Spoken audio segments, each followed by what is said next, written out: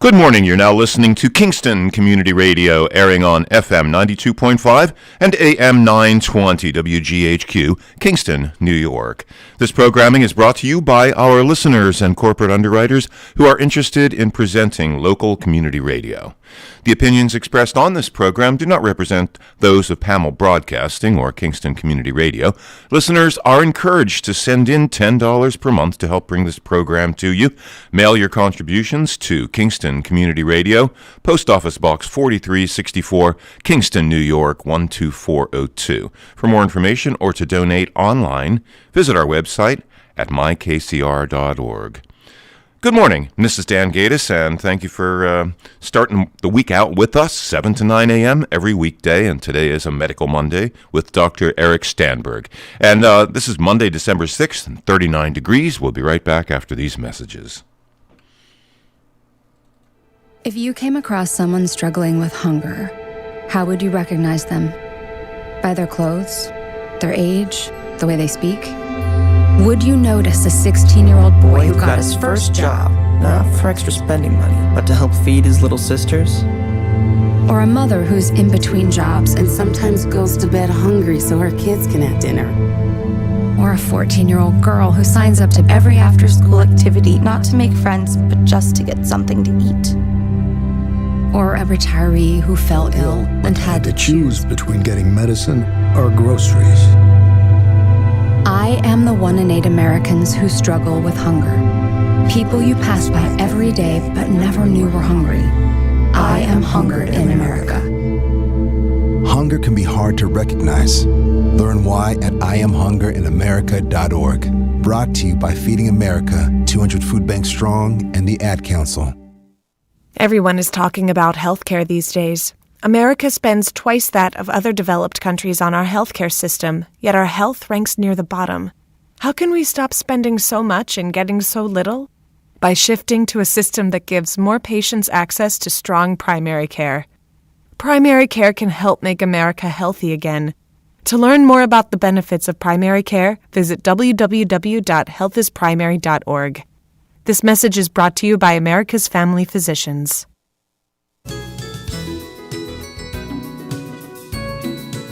This is Cameron Rylands. Many families in our area will not have a happy holiday, and the WGHQ Happy Christmas Fund will help them. We are asking for your contribution to purchase children's clothes, toys, and food for seniors. You can drop off your contribution at the Boyce Brothers Dairy Milk House on O'Neill Street in Kingston. Thank you.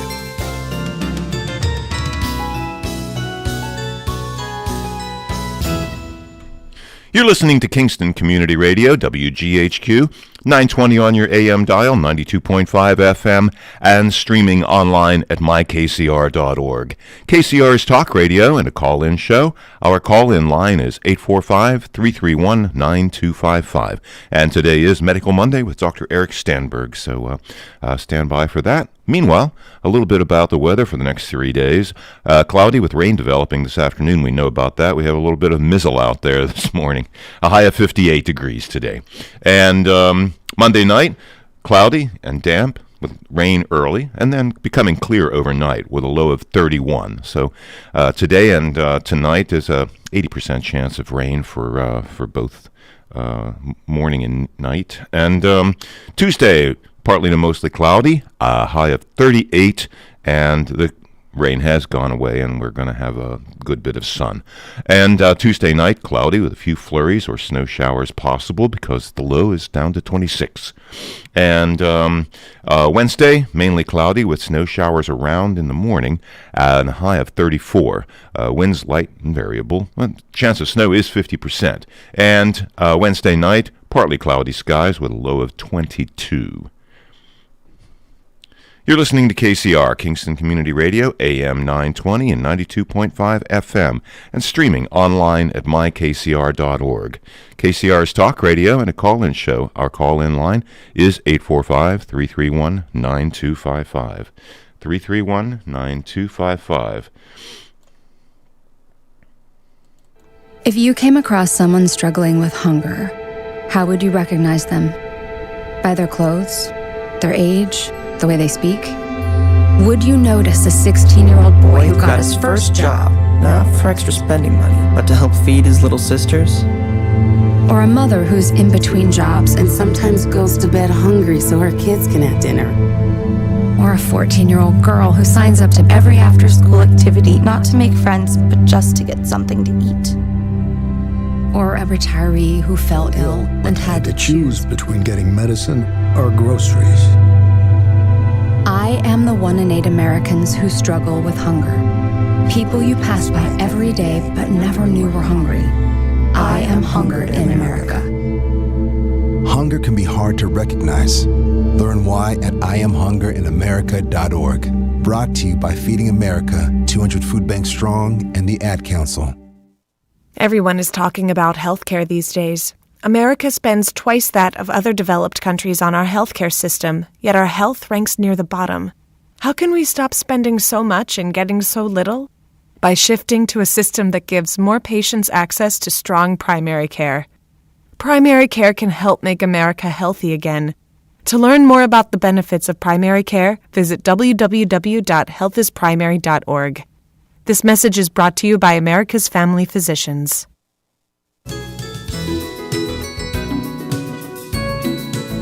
This is Cameron Rylands. Many families in our area will not have a happy holiday, and the WGHQ Happy Christmas Fund will help them. We are asking for your contribution to purchase children's clothes, toys, and food for seniors. You can drop off your contribution at the Boyce Brothers Dairy Milk House on O'Neill Street in Kingston. Thank you.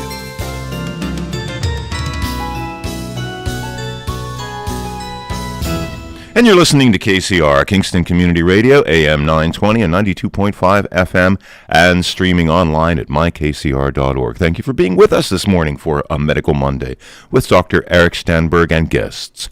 331-9255 is your call-in number, 331-9255, and we'll be with you from 7 to 9 a.m. on WGHQ, Kingston Community Radio. Let's get to the on-air studio with Dr. Eric Stanberg and our new guest. All right, welcome. Welcome to this morning's show. Today is December 6th. Yes, and tomorrow is December 7th, which is Pearl Harbor Day, right? A day that will live in infamy. Anyway, I always love that phrase. We have nothing to fear except fear itself. I don't even know what that means, but it registered with the Americans at the time. It's like saying we have nothing to be happy about except happiness, or nothing to be sad about except sadness. But it resonated on some level. All right. I'll be here until 9 a.m. Robin's going to be joining us, and we do have a special guest in the audience. In the studio today. In the audience. We have an audience. His name is Chris Tempesta, and he's a third-year medical student at New York Medical College. I have the privilege and the honor to sponsor medical students every so often. And it's something that I enjoy doing very much. I feel that it helps me remember how I got and why I got into this business to begin with. And I always say that the future of medicine, as far as the doctors that are being trained, is rather bright. Other things concern me, but it's not the doctors of tomorrow or by anybody going into healthcare. I don't think it's them. I think that they are motivated by the right reasons. I've never had a medical student who was going into it for the money. At least they didn't tell me that. Anyway, so Chris will be here till 9. We do have various topics to discuss. And there's actually a kind of a curriculum. We usually start the show with kind of a general medical topic, and then we segue more towards kind of like a healthcare business type topic. We have a special segment that I call Doctor-Patient Etiquette, which is kind of like that acknowledgement of the two-way street. It's a complicated relationship, and then it's gotten more complicated. So things that we could both do on both sides to improve it.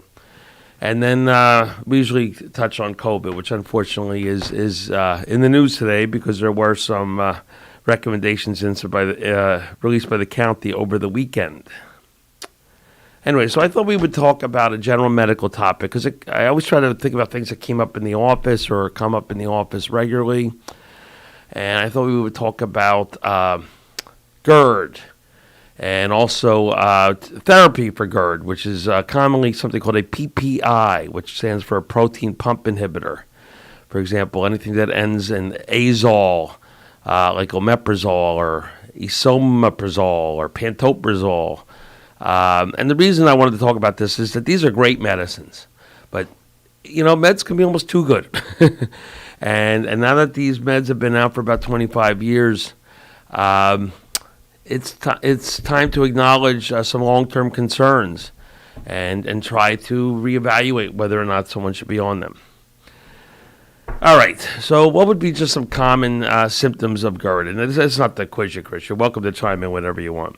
Oh, by the way, one thing I also like to do is interview you a little bit, so where you're from and everything. But let's keep going with the subject that we're on. Yeah, absolutely. I look forward to that. So some of the most common symptoms of GERD are burning after meals, especially when you lay down at night.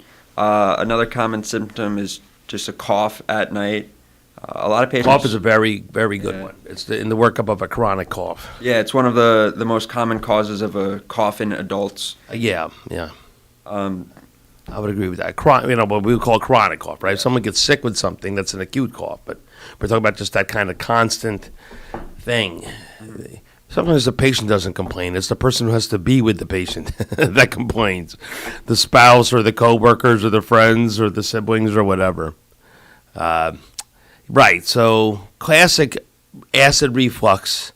I guess a little synonym. Sometimes it's called GERD, which stands for gastroesophageal reflux disease. And to confuse things, sometimes it's called reflux esophagitis. We're really all talking about the same thing. And the symptom is sometimes described as dyspepsia, which is a Latin phrase that probably means abnormality of your acid system. And Chris is right. Kind of classic symptoms are kind of a burning in your epigastric region, which is kind of right above your belly button, and kind of ascends below your rib, your chest plate, and sometimes it can even have symptoms in the back of the throat, such as a bad taste, or metallic taste. The fancy word for that is called acid brash. And it can cause a cough, as Chris said. So when we ask questions, once established the symptoms, we also ask certain things like what makes it worse, what makes it better. You're right, kind of like eating something might make it worse. Eating a spicy meal, obviously. Laying down will worsen it. Right, that's one of the reasons why it's the cause of a not just a chronic cough, but a nocturnal cough. Something that will keep some awake, or if not keeping the patient awake, keeping the person who has to share a bedroom with the patient.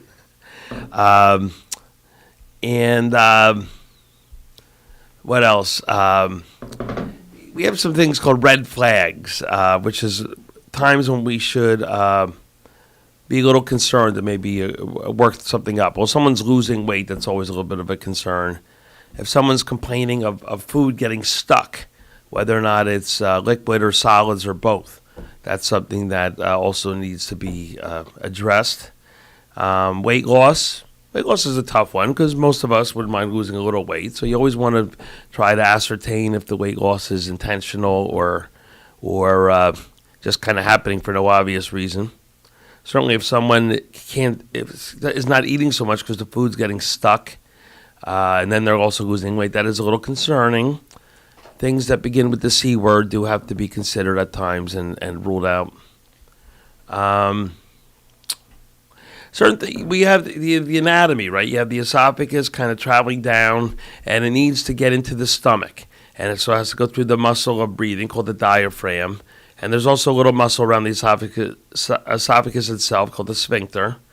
And certain things will relax that sphincter in a negative way, because then it will increase the acid reflux. There's what I always call the big three that can do that. You want to chime in with what they may be?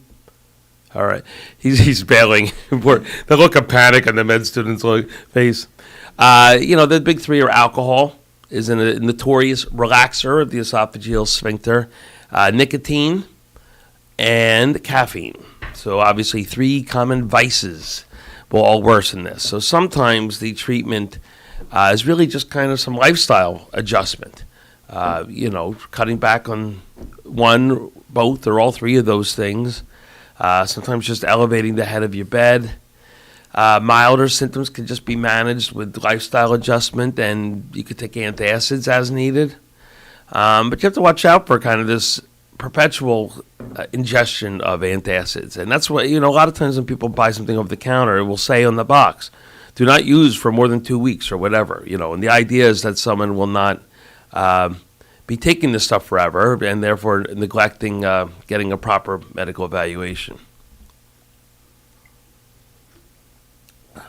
So what is a proper medical evaluation? We always say on the show, you're welcome to chime in, but I won't put you in the spot. Just what you're learning now and what I do every day and what I continue to learn more from and do every day, which is a history and physical. You basically interview the patient.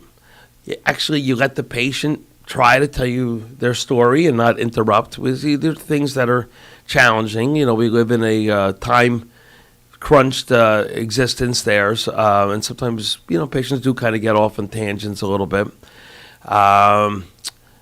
And then a relevant exam of the patient.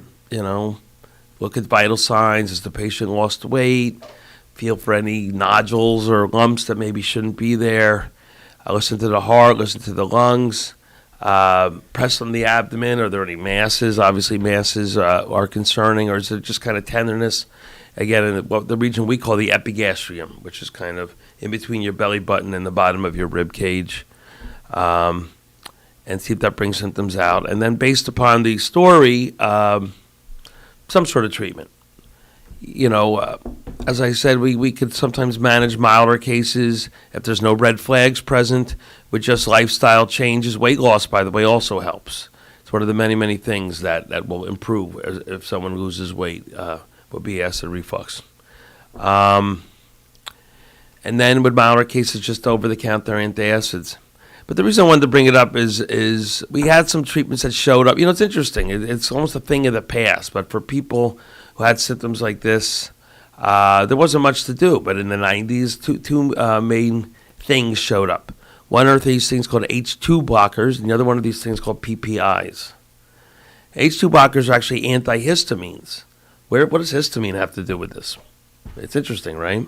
But histamine that we also commonly think of as something that causes allergies, therefore we take an antihistamine like Benadryl to help us with our allergies, has a role with the symptoms of acid production in the stomach. And therefore, if you take a different type of antihistamine, it will be improved. The most commonly prescribed one of that is called famotidine, otherwise known as Pepcid. We used for a long time something called ranitidine, otherwise known as Zantac. That was really promptly and rather dramatically withdrawn from the market a couple of years ago. There were some links to cancer. And this is always important bringing up, too, because when we talk about vaccine issues, which we are going to broach later in the subject, I always try to understand where it comes from, but there are many, many examples of things that were recommended until they weren't. And so they're in the minds of people who, at least some of them, who are choosing not to get vaccinated. That's kind of part of their modus operandi, which is kind of like, well, you're telling me it's okay now, but maybe it won't be in 6 months or whatever. All right, so Zantac, was rather dramatically and promptly removed from the market. But Pepcid is, and the generic is famotidine, is a really good product. It can manage a lot of symptoms. It's approved for over-the-counter use. That's something that we talk about in this show as well. I usually am against most over-the-counter medicines because I think these are complicated issues. Again, why do they have to put a label on the box saying don't take for 2 weeks? Because they want to make sure someone doesn't have something scary like esophageal cancer who's treating him or herself with Pepcid all the time. So even medications like Tylenol, you can fatally overdose in Tylenol, but it's available over the counter. So Pepcid is over the counter, although there is prescription strength and a lot of insurance plans will cover it. It's a little bit of a mixture. And then what came out around maybe just 1 or 2 years after Pepcid and Zantac was these things called proton pump inhibitors. To make acid in the stomach, there's it's just kind of what it sounds like. It's a proton pump that kind of results in the releasing of more acid into the stomach. So these medications kind of interfere with that pump, and they slow it down or if not shut it off completely. PPIs, anything that ends with azole, like I already said, omeprazole, esomeprazole, pantoprazole, lansoprazole, and they have brand names like Prilosec, Nexium, Proton, Esophagus. By the way, they're over the counter too now. See, this is one of the reasons I don't like it, because now we're talking about why these meds, at least in the long term, are not good choices. Good morning. Oh, the melodious voice of Ms. Baker. Don't make a big deal. This is Chris. Hi, Chris. Hi, Robin. Nice to meet you. Chris has a new shirt on today. I had to dress fancy for the day. For the radio, yeah. Of course. It's very important to look good on the radio. All right, so these medicines called omeprazole and their ilk are very, very effective medicine, and they become kind of the treatment of choice for most people with acid reflux that needed this degree of treatment. And they work great, but they almost work too well, because one of the problems with these medications is they're hard to stop. If you just, people who are on these medications chronically, if they miss a day or two, they get rebound symptoms. So their heartburn is worse than ever. And, I'm also speaking a little personally, because I was treated with one. And eventually my physician encouraged me to segue back to famotidine, which was Pepcid, which was a little bit of a rough transition. But it worked. Here you are. Here I am. Yeah, you did it. I lived to tell the tale. Yep. So that's one problem with these medications called proton pump inhibitors, is that once you start them, they're hard to stop. But they have been linked to a lot of other long-term problems. And we've had gastroenterologists on the show, like Dr. Goldstein and Dr. Rhodes. We've talked about this. They can lead to electrolyte problems like magnesium and low magnesium levels. And even then, stopping the medicine makes it hard to fix the problem. It's a tough one. Other vitamin absorption issues, vitamin B12, vitamin D can be affected by long-term therapy of omeprazole. There's some links to certain types of osteoporosis and weakness in the bones. There's some links to chronic kidney disease as well. Absolutely. There you go. See, he was so hesitant at first, but now he chimed in. Jump in. Just got to learn when to. Yeah, that's right. And actually, it was my next thing I was going to mention, so you read my mind very well. But I shouldn't be. It's a good thing I'm not home in the day, because they run a lot of commercials, from lawyers and stuff like that. And that's what I have seen, though. Have you been on a proton pump inhibitor and developed chronic kidney disease? If so, you may be entitled to compensation. So your doctor. Call this number and see your doctor immediately. Anyway, so what's the take home from this subject? One is, if you're on these medications long term, we really should make an effort to try to wean people off these medications. And actually, that's one of, I have personal New Year's resolutions and I have medical resolutions. And one of my resolutions is to really, kind of focus on this issue, because as Chris will be my witness, there's a lot going on in the primary care office. So sometimes it's, there's only so much time and whatever that can be addressed. But I really want to try to encourage patients to try to get off these medications. If it doesn't work, all right, at least we tried, and then you just kind of run the risk. Because some people, by the way, do need them. Would you prefer to prescribe them, or it's okay to go ahead and buy those over-the-counter meds and just... I think if you're having chronic symptoms, you should have them properly evaluated. Yeah. Again, some scary things are in the differential, including things that begin with C. Esophageal cancer. A lot of people have to see a gastroenterologist and have an upper endoscopy. Now, before we had common use of endoscopies, we used to do studies with barium. Barium is like a contrast, and you would drink it and then take an X-ray. And, actually there are times where I still kind of order that. If I have like an older patient maybe who just feels like food's getting stuck, it's not a bad place to begin, rather than a more invasive test by a gastroenterologist. But it depends on the case if I'm going to order that test instead of refer the patient. But long-standing symptoms, you should have a look. A lot of people have something called Barrett's esophagus, which was, when I was in medical school, was really presented as something that was relatively unusual. Do you want to venture a guess, in layperson term, what Barrett's esophagus is? Yeah, Barrett's esophagus is actually usually one of the long-term results of GERD. Right. And it's a dysplasia, which is just an abnormal growth of your cells. So it's actually a precursor to some sorts of cancer, usually like adenocarcinoma of the lower esophagus. That's right. That's well said. Basically, the reflux is going on so long that cells from the stomach start to take over cells from the esophagus. And whenever you have a lot of turnover of cells, that's kind of when cancer is more likely to happen, because the more cells are turning over, the more likely one of them is going to become dysfunctional and therefore cancerous. And that's, in very simple terms, how cancer happens. So Barrett's esophagus can be a precursor to esophageal cancer. Thankfully, it's really not that high a percentage. I think it's between 1% to 3% of people with Gerd, with Barrett's. See, not everyone with Gerd has Barrett's, and thankfully, people with Barrett's, that's not cancer, but around maybe anywhere from 1% to 3% of people with Barrett's will develop cancer. And esophageal cancer is a pretty bad one. But that can present as like an upset stomach.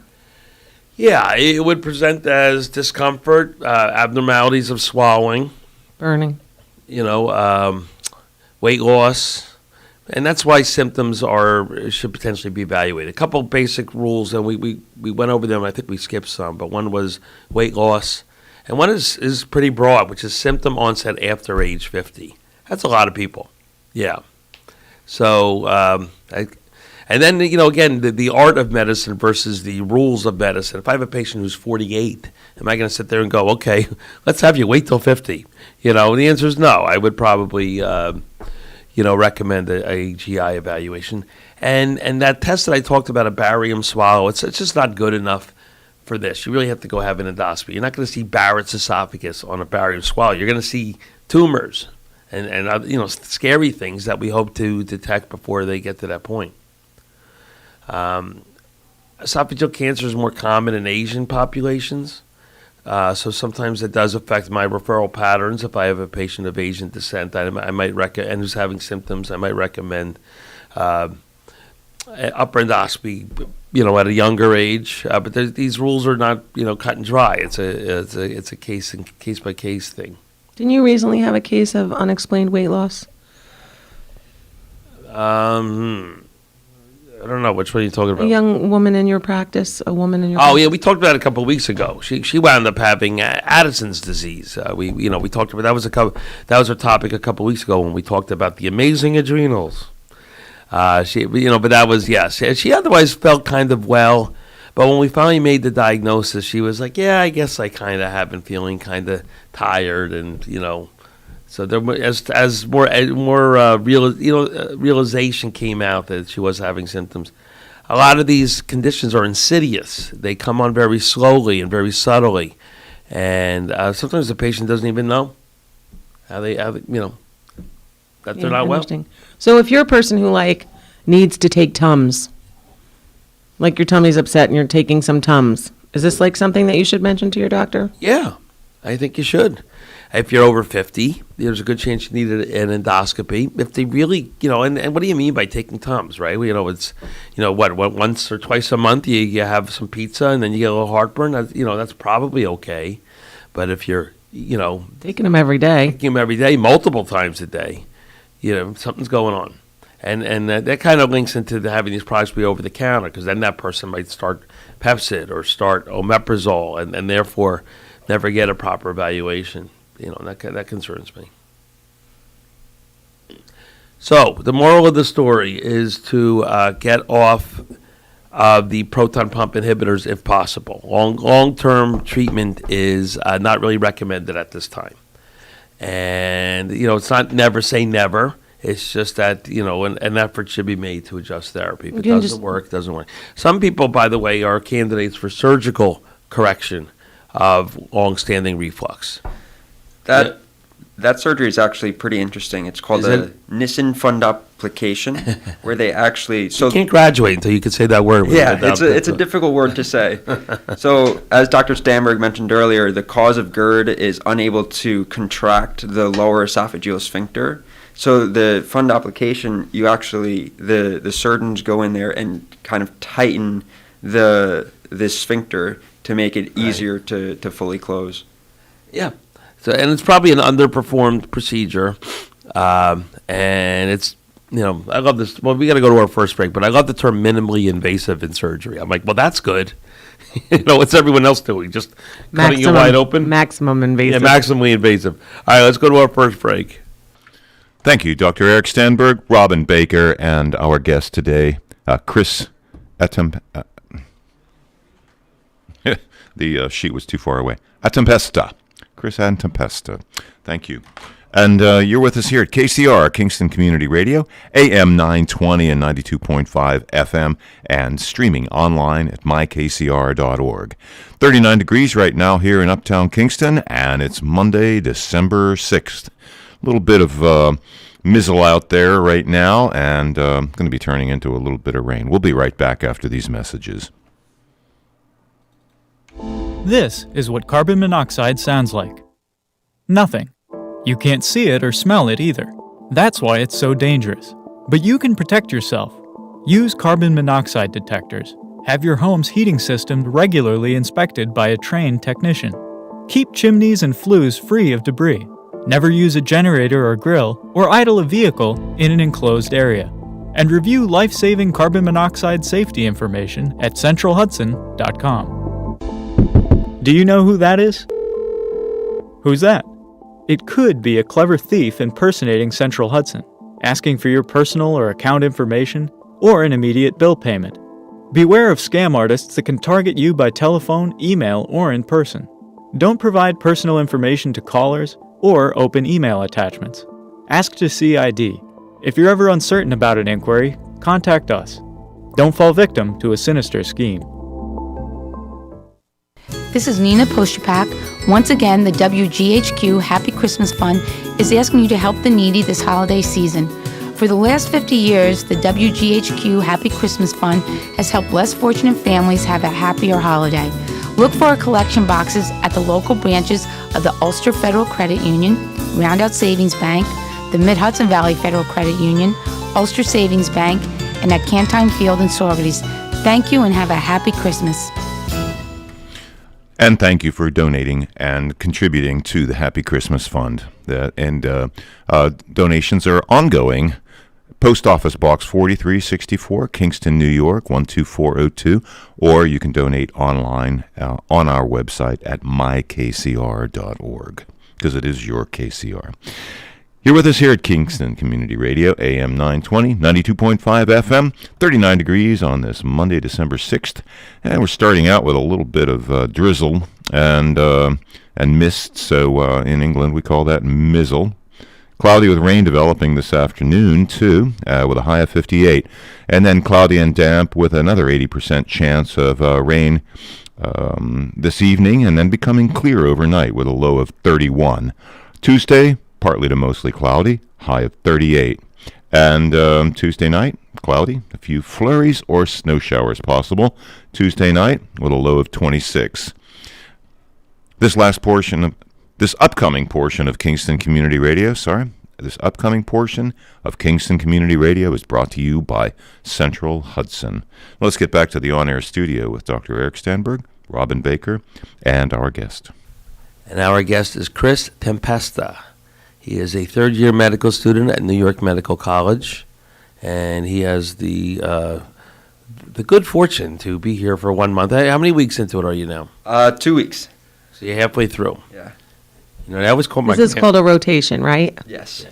I always quote my grandfather. My grandfather, Grandpa Willie, may he rest in peace, said, "I taught you everything I know, and you still know nothing." So I'm teaching Chris everything I know, but he's all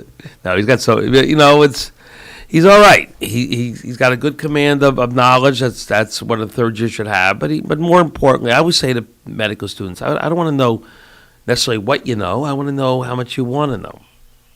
And I've never been disappointed with a medical student. I think they all, in their own way, come and do a rotation. And in a way, this is a little off the beaten path, right? You're going to medical school in Valhalla, and that's kind of a different world of medicine in a way, right? Very specialized. Yeah, absolutely. What would you? Yeah, what are some of your thoughts about that? Here in Kingston, it's a little bit more rural, and it's cool for a family medicine side because you get to see a much more diverse population. From last week, we were able to see 2-month-olds and 94-year-old patients, whereas my right next to each other. Yes, exactly, back to back. But neither of them could speak. As opposed to my friends that are doing family medicine in Westchester, they have more or less just 30-year-old to 70-year-old patients. So it's a lot less diverse population that they get to interact with than I do. Right. It's this issue, that I think has been with medicine, probably 50, 60 years. The kind of the price of specialization. There's something, the value of primary care, of course, is a theme that we touch on a lot in this show. Very, very good studies that show in communities where there's a higher population of primary care, the costs are lower and the outcomes are better. And, so that's something we should just strive for. But this kind of like countercurrent of specialization, it's just hard to do. And it comes from many different things, right? We have a system that kind of rewards specialists more, even though in most cases they have to train longer. Kind of a culture, an American kind of culture of going to certain specialists when it's probably not necessary. But I just think there's no substitute for a good primary care physician or primary care provider. I think we have some work to do to kind of we could say it forever. We have to kind of get it to be. There's a shortage of primary care. You've got people traveling hours to come see you. I do, and that's always nice. And sometimes I half jokingly saying, there's what you're telling me. There's no one in Saranac Lake, and they say not really. Ironically, because it's a vacation area, it has a lot of urgent cares. I mean, think about what's the summer in Saranac Lake is like. People are visiting from out of town and they need to be seen. But primary care, unfortunately, I use the word decimated a lot. I say that the primary care community has, over the past 50, 60 years, been decimated by the U.S. healthcare system. And we have to try to reverse that. And certain things just don't work. Chris might know this because he's probably privy to it. It's rather costly to become a physician. You agree with that? Yes. Yes, he does. So they'll say things, well, let's give loan forgiveness, okay? Someone will go practice in rural upstate New York, and we're going to give them if they do it for 3 years, we're going to give them this much from their loans. And that person who takes that deal is a lot of times stays there for 3 years and 1 day, because that's another kind of topic, which is how much harder medicine has become, particularly rural medicine. I mean, you see it's challenging enough here in Kingston. Imagine if I was in a community where there really was, a minimal, much harder to access resources. And we even see it not even that far away from here in towns like Margaretville and Ellenville, where there's just a different community. Maybe I shouldn't malign Ellenville. I think Ellenville's doing all right. They got a hospital there. The Mid-Hudson Family Institute has, outpatient care there. And it's also some places coming up from Orange Regional, which is now called Garnet Healthcare. Did you know they changed their name? I heard that. Do you find that the residents will stay where they train? There are some good studies that show that too. That people, because think of, a couple of reasons. One is, but the age of most residents is kind of in the mid to late 20s. That's kind of a time, maybe into early 30s where people are kind of getting married, having a baby, right? Right. So settling down.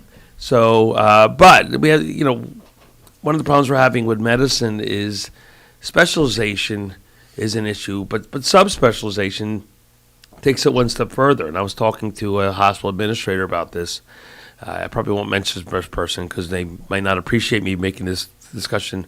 But we were talking about how it's hard to find someone like a general surgeon these days, someone who is going to be available at 3 a.m. to take out someone's appendix. People go, the residency training for surgery is 5 years. 5 years. That's a long time.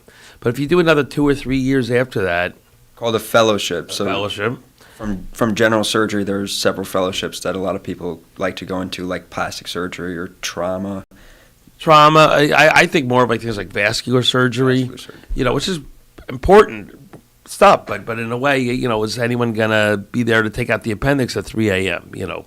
And you start to see that in certain communities where there are a lot of specialists, like closer to the city or Los Angeles or Chicago, where there are, you know, vascular surgeons, you know, kind of fighting over you. But it's hard to just kind of get a general surgeon to do something basic. And it doesn't help when the payment for the appendectomy, for example, is relatively low compared to what a vascular surgeon might get for, you know, a bypass. Right. Where's the incentive there? Right. You see it starting to see it a little bit in the OBGYN world, where you know, OBGYN's a rough, it's challenging field. I mean, you're up at all hours of the night, you know, because you know, women have this bad habit of delivering whenever they feel like it. Babies. Yeah. You know, so someone goes through OBGYN residency, and then they might say, well, you know, maybe I'll go specialize in infertility or you know, other choices within there. So good, well compensated primary care. Yes, that was right. Rob and I talk about how to fix healthcare. We quote the Wizard of Oz. What do they say, Wizard of Oz? Oh, don't look at the guy behind the curtain. No, that's not a bad one either. You had it all along. Yeah, you had it the whole time. Had it all along. You know, good, well trained, high quality, well incentivized primary care will go a long way to fixing our health. Keeping people healthier. And Chris, what you would say? I think that primary care it's underutilized and underappreciated. I think primary care is very important, especially for preventative measures of, I would say the big three things that result in people becoming unhealthy, especially as they age, which is hypertension, diabetes, and continued smoking. And I think primary care really takes the lead when they're addressing these three conditions. I appreciate that, and he's right. Yes, he is. You know, so there is talk about, let's just get out of this kind of what do they call it? You know, it's a volume-based. I say medicine's a volume-based business a lot. And count, you know, the more you see, the more you make, you know, and then you work for organizations or you work for yourself, and therefore your income goes up, and you think you're doing a good job. So there's a movement to kind of change it onto value, you know, take it away from just kind of doing onto more of how well are you doing. But Robin, you know, knows this too, and you'll hear me complain about it too. In a way, it's just changing one thing that's frustrating with something else that's frustrating. I mean, how do you really measure value? You know, and what I've seen so far is they'll measure, like for diabetes, it's the average A1C, which is how well someone's diabetes is controlled. So the higher the number, the poorer the control. So the Medicare, and then Medicare has done this, CMS, and then the insurance companies follow suit, has defined poorly controlled diabetes as 8 or greater. So, you know, we talked about a case last week where a man was, I don't know, in the 10s. 12.3 was. 12.3. And we checked his labs. It came back at 8.3. So it came down 4 points because of the fine efforts, not just of the patient, but also of his primary care provider. But with this measurement of quality, he's still too high. Still too high. Even though it came down 4 points. Even though it came down. So you still get dinked for that, even though you decrease his A1C by 25% over a 2-month period, which is very impressive. It's frustrating, isn't it? Yeah. And you know, it just sets up a weird dynamic between the provider and the patient. You know, where, you know, it's hard. You know, the job was hard enough. Now it's even harder. You know, and then arbitrary cutoffs, arbitrary deadlines. Like, you know, I get measured by a fiscal year that ended at the end of September. So, you know, either it was or it wasn't at that point. You know, it's just a lot of frustrations, and I really worry that we're just trading one nonsensical system for another. And I don't think that's going to do much to attract physicians of tomorrow to go into primary care. Right, because it's basically, it's harder, you know? Yeah. You know, not only was it hard already to work with people and encourage them to be healthier, now you're kind of getting measured on it. And I always wonder, like, how it's not going to lead to cherry picking. You know, how, you know, maybe a doctor's going to say, okay, before I accept you as a patient, let me see your records. But, patient gets the records and the doctor reviews them and says, You got too much going on. too much going on, and ironically, the system is going to result in people not wanting to take care of the very sick. It's something's wrong. Yeah, it's happening in education too. It's like, what are you going to take only the good students? The ones that learn easily and don't have trouble? I mean, what kind of teacher takes on, like, only the kids that make your test scores look good? Right. Yeah, so it's kind of the same thing in a way. Mm-hmm. So you talked to some of your other colleagues who doing their primary care rotations, and they kind of, it's just a little different. And probably is even more so in other parts of the country, parts of Nebraska and, whatever, South Dakota, where we're, the local primary care physicians are doing so much of care. You and I talked about telemedicine before it was cool. Before it was cool. Well, before we were given a violent shove into the new technology, because there was a worldwide pandemic. So, yes, there was talk of telemedicine before that, and the very beginnings of it. But it never seemed like a good idea. Like, you said there's applications, like if, you're in the middle of somewhere. Right, that's why I brought it up. Right. Some rural place where there's no physicians for hundreds of miles. Yes, telemedicine is better than nothing. Right. But if I'm a family physician in rural Nebraska and I have a pediatric case with new onset diabetes, the possibility of consulting with a pediatric endocrinologist from, I don't know, Omaha or somewhere, be it telemedicine is a good use of telemedicine. You and I worried about just the commercial end of it, that it was going to be marketed as just kind of urgent care without even getting out of bed. Right. And by the way, that's part of, there is truth to that. And I see commercials for that. Well, you take it one step further where now the insurance companies have their own physicians. And so instead of having your own doctor, your insurance company is encouraging you just to make this phone call. Yeah, I'm completely baffled by that one, Chris, because, it's fragmenting care more. And it's called, the insurance companies are spending money on this. Somebody somewhere is deciding that this is a good thing, rather than just kind of reinforcing the primary care network that you kind of already have. I call that shadow primary care. They come up with kind of alternative ways to receive it. Urgent care, by the way, for a long time was a shadow primary care, and a lot of urgent cares were providing primary care when they kind of shouldn't have, since but the rationale was the patient. There is no one for the patient to go to or whatever. So, and there's some truth to that. I mean, should we adapt our accessibility, our availability, or in telemed? Because remember, there were three uses of telemed. One was access to a specialist that you otherwise can't have access to. The other one was as an adjunct to already existing primary care, which is sort of what you see me practice. Someone, for example, has new labs to review. I don't need to see them in the office again. We could just do a telemed to discuss it. And the third one was this kind of convenience, and I've seen the commercials where they show someone with a runny nose talking to some, doctor on their phone at 3 a.m., Yeah, on the commercial, everything works perfect, too. Like, there's no disruption in the telemed visit, and you can't hear the audio, and they can't see your face, and, so there's some caveats there, too. Yeah, but Chris is my witness for that one, That might happen about 50% of the time. 50% of the time, absolutely. Just about. There's something wrong 50% of the time. And, I'm like, while I'm waiting for the patient to connect, I see myself. Because it gives me my image of myself, so I just make sure my hair is combed, fix my tie. But yeah, it's really a system that can not work about 50% of the time. Something goes wrong.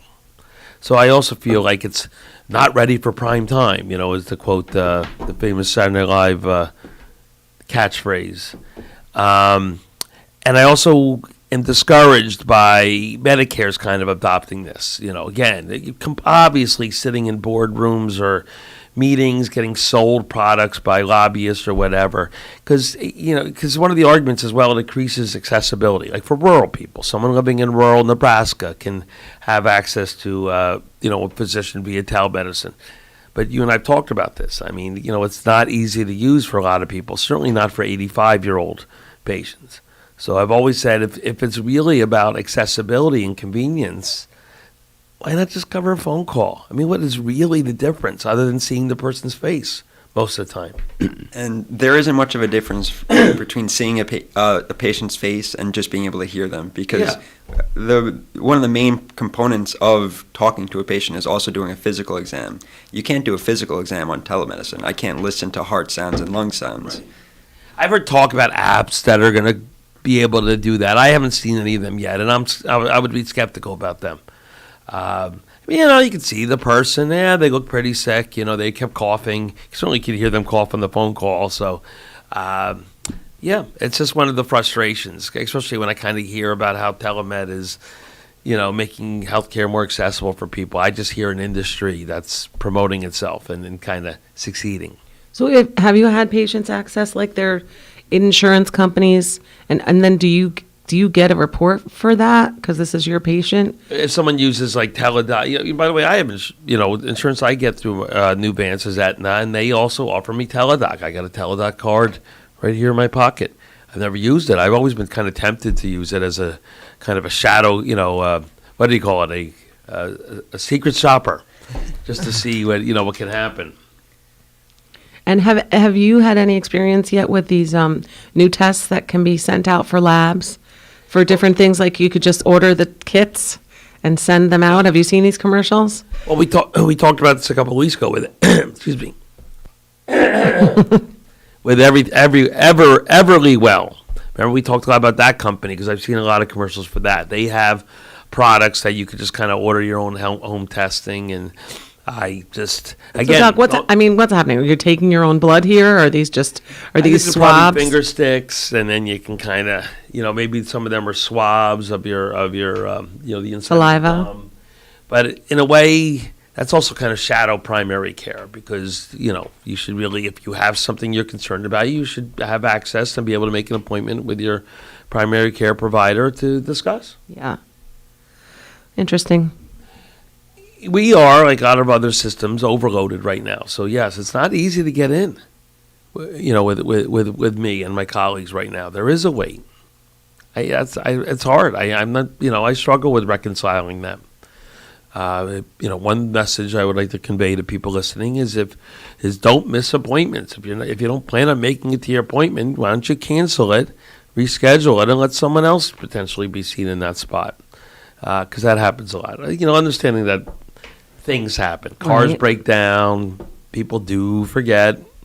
Some more than others. Some. It's always it's kind of like a kid. With excuses with this teacher. But I've had a couple kind of say they missed appointments because their grandparents died, and I said, I think you're running out of grandparents. How many grandparents do you have? Do I get you my homework? Yep. So telemed it's kind of here to stay, but the shine is off of it. They have a lot of work to do to make these what do they call them? Portals or platforms. That's the word I want. Platforms more usable and more accessible. And there are reports of insurance companies starting to pull back on coverage of them, which surprised me actually. I didn't. I'm surprised. My guess is this. This is what goes on the boardroom. They get convinced to hire a company like Teladoc to provide telemedicine services. Excuse me. Keep talking. The Teladoc provides telemedicine services for that particular company. It's like you kind of contract out. Right. So then they sit there and go, well, we're spending $1 gazillion on Teladoc. Why do we need you? Yeah, why are we paying you to do the visit? And therefore they start to pull back on allowing the primary care provider to provide the service. What's wrong with that picture? Where that common ground lies, because, I mean, you really want to see your patients anyway. You know, you would much rather have them come see you in the office than do a telemedicine visit anyway. One of the reasons our system is so expensive is because it's fragmented. So, this to me adds to fragmentation. So I just don't, I get very disillusioned by what must go on in boardrooms of Aetna and other big HMOs, because I don't know. They just, I just don't understand. A lot of money in it. A lot of money. Well, that's part of it. But again, they spend a lot of money, on stuff that I just don't think, is worth their investment. They also do, we talked about this, one of the insurance companies, I guess I'll mention them because it's not a secret, but United Healthcare primarily likes to send nurse practitioners into patients' houses to do a wellness visit, the equivalent of what you see me do all week. And I'm trying to figure this out, because to me, again, it's a kind of shadow healthcare. They even do things like they'll give the patient a stool card for colon cancer screening. I guess part of the argument is to just make sure everyone's screened, but it defies common sense to then not make sure it kind of gets to me. For example, maybe I'll see the patient and say, patients, by the way, don't remember what they had. So if I sit there and go, yeah, I think it looks like you need colon cancer screening. They sometimes don't remember that there was this nurse here in my office and she gave me this card and I did the card. Where'd those results go? Where those results go. So maybe I'll do it again. Maybe I'll refer the patient for a colonoscopy that is costlier that they otherwise don't. Is it going to be covered twice? I don't know. Yeah. I don't know. This kind of whole shadow system. And sometimes they do make a report, and they'll say that. And they do say things. Patients tell me, your doctor's going to get a report. I don't always get the report, but when I do get it, it's kind of that computer-driven drivel that's really hard to extrapolate anything worthwhile out of. So, it's just so kind of like here, press, print, and send, that I just don't find it helpful. I think they should really just reinforce accessibility for primary care, and strive towards a system where the primary care shortage is abated. Alleviated. That was a good word. Yeah, I guess so. So we're almost up to our second break. All right. We're going to have birthdays when we come back. We'll do birthdays. Well, we got a couple more minutes. We're really amateurs to this radio thing here, Chris. A good radio show, they get it right up to the break, Rob and I sometimes sit there and stare at each other. No, we never have dead air. Anyway, so Chris, why don't we, after we turn from our break, it's going to be, interview our student a little bit. He'll tell us a little bit about himself and how his experience is going so far. And then we also have some other topics to broach. Which are?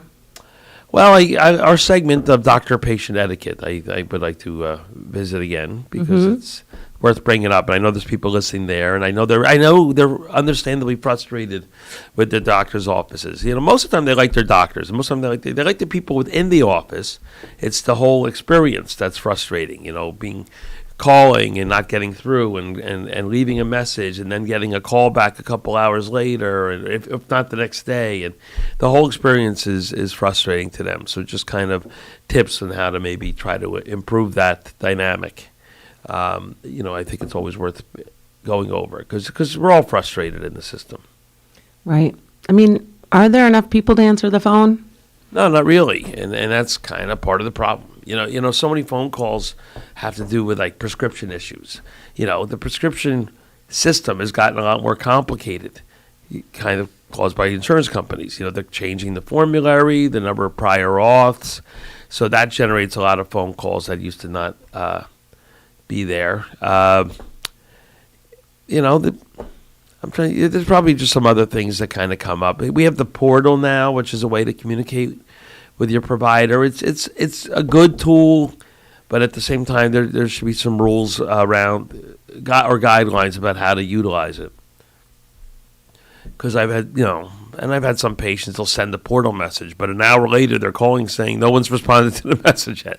I mean, the portal message kind of by definition is not an acute thing. It's going to kind of sit there until I review my messages, and I'll send you a response. So that's been something that we have to try to kind of figure out. And sometimes people put things in the note that they probably should make an appointment for. Sometimes the notes are too long. Sometimes, people will text things that maybe they wouldn't say personally. So sometimes a tone comes across that is, can be perceived as adversarial, and that doesn't really help the situation either. Do you agree with all that? I do. So, the portal is good, and actually I wish more of my patients used it, but at the same time, there's some frustrations with it. Anyway, we're going to go to our second break.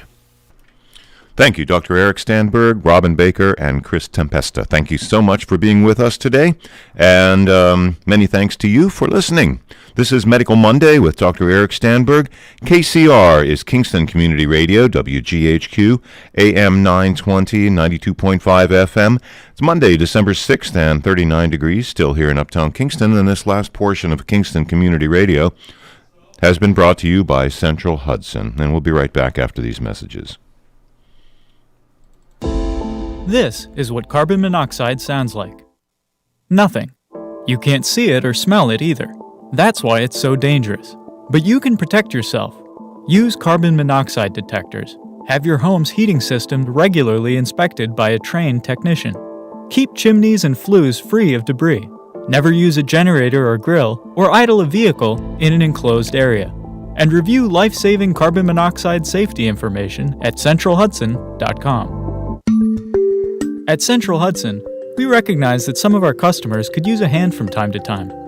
We have programs designed to help reduce undue stress, get you back on track, and avoid falling behind on payments. We offer payment assistance options, as well as programs for those who are hearing or speech impaired, hospitalized, or using electrical life support equipment. Learn about all our assistance options at centralhudson.com.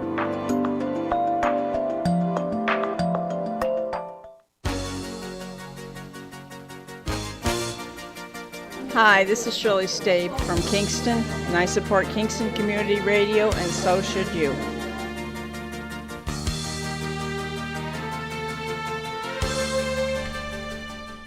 You're listening to WGHQ AM 920 and 92.5 FM, the home of Kingston Community Radio.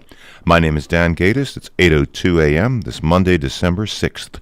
39 degrees right now here in Uptown Kingston. This portion of KCR is underwritten by Sawyer Motors. Bob Circasano and the whole Sawyer Motors team are there for you at 166 Ulster Avenue in Saugerties. 845-247-5027 is their number. Stop by Herzog's Home and Paint Center in the Kingston Plaza for all of your home building, maintenance, and painting needs. Discover the difference of buying local. Sales ongoing at herzogs.com. And again, cloudy with a little bit of rain developing this afternoon. It's an 80% chance of rain, actually a 90% chance of rain today. And cloudy and damp with rain early, then becoming clear overnight with an 80% chance of rain tonight. And a low of 31 degrees. Partly to mostly cloudy on Tuesday with a high of 38. And cloudy and a few possible flurries, about a 20% chance of flurries possible on Tuesday night with a low of 26. Let's get back to the on-air studio with Dr. Eric Stanberg, Robin Baker, and Chris Tempesta. Welcome back. All right, welcome to the second half of this morning's show. Our phone number is what, Robin? 338-9255. Is she right? Correctamundo. Okay.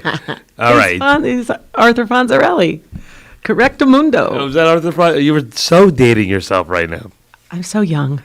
I guess I did too. I had no idea that was a Arthur Fonzarelli quote. All right. Chris, do you know who Fonzarelli is? The Fonz? The Fonz? Yeah. Okay, I didn't know thank the Fonz God. is. Henry Winkler. Yeah. We were just talking about what an unlikely... He was so miscast, but he pulled it off. But he was perfectly cast. You know, he even says it. He's like in an interview saying, like, what were they? And then he was like, hey. We all liked him. So we have one birthday today. So this will be the winner of this morning's prize. And what is the prize? What is the prize, Doc? Hold on, I want to make sure I said this right. Let's see. Maybe there's 2 people. Let me have a peek at it. All right. Maybe Well, there's they're going to 2 people. win Still just one a winner. famous cow pie from the Famous Boyce's cow Dairy pie. Milk House. You got to get Chris over to the Boyce's Dairy Milk House. It's the best ice cream. All right, Chris. It's the best, right? Yeah, it is. And it's delicious. It's just a local creamery. We call them those places creameries. An now. ice creamery, right? Yes. Yeah, All right. They are two different. 2 separate ones. Okay. Yeah, that was Love, Marianne and William Banks, which is Okay. that same person. I gotcha. So we have 2 entries. 2 people Yes. are celebrating their birthdays today. And we're going to give away this famous cow cow pie. pie. Have you ever heard of it down in Long Island? I have not. Long Island's kind of its own little universe Well, there. it's an ice cream pie, and you can make it with any kind of ice cream you want and put any toppings that you want on it, or you can just get one that they've already made for you. They have great ice cream cakes, too, and delicious milk. Yes. All right. So when we say ring the bell, but don't ring it prematurely. All right, whose All right. We birthdays are have 2 today? entrants into this morning's show. One is a happy birthday to Harry Van Villay, love Marianne and William Banks Jr. Happy birthday. Happy birthday. And the other one is a happy 70th birthday to Mary Ann Banks, love William Banks Jr. So I have a feeling William Banks and Mary Ann Banks are affiliated in some way. I think so. They actually share the return address there. Yeah, I think they might live at the same residence. Anyway, so this morning's winner, I shall hand it to Robin to announce with her happy melodious birthday, voice. and the winner of the famous cow pie is Marianne Banks. Marianne, you can head over to 62 O'Neill Street in Kingston and claim your prize.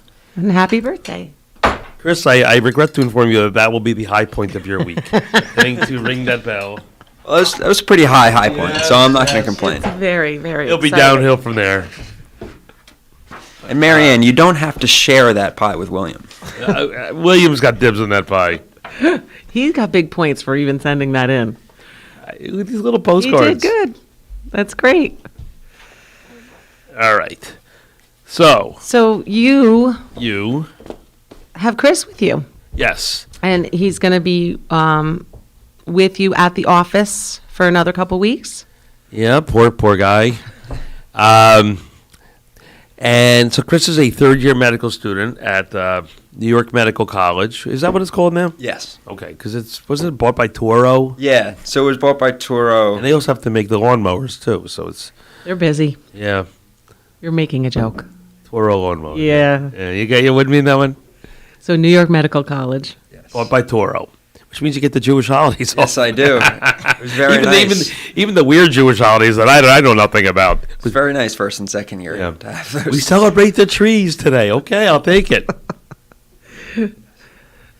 All right, go ahead. So typical medical school is you spend your first 2 years in class, and then your second 2 years you get to get out of the class and then get a little bit closer to why you went into this. Now I know schools try to mess with that formula. Well, I think New York Med's still pretty traditional with their approach. Yeah, New York Med is very traditional. So my first 2 years were strictly book years where it was basically just studying 8 hours a day, 7 days a week. Crazy, huh?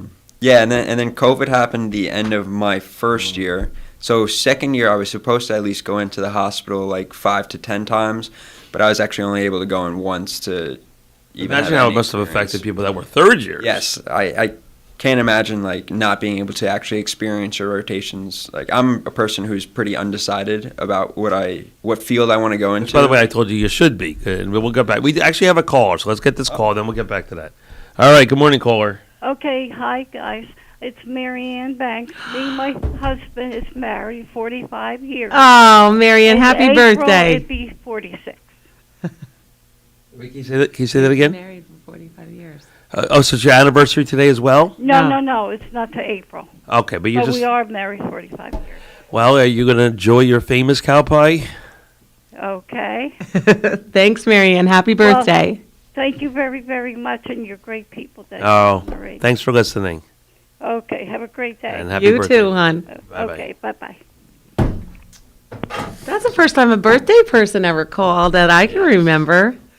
You know, I'll have to remember. When's your birthday? It's exciting. You don't know when my birthday is. Now you're in trouble. Back Strike to Chris. one. They're usually too enthused and screaming and yelling and, like having a big celebration at home when they they can't hear be their calling, right. birthday name. So they can't, they Yeah. can't call. It's too ebullient, and it's and Ebullient. they're running down to Boyce Dairy Milk House because it's available at 8:00 a.m. Knocking Go on that see door. Sally. Yeah, right.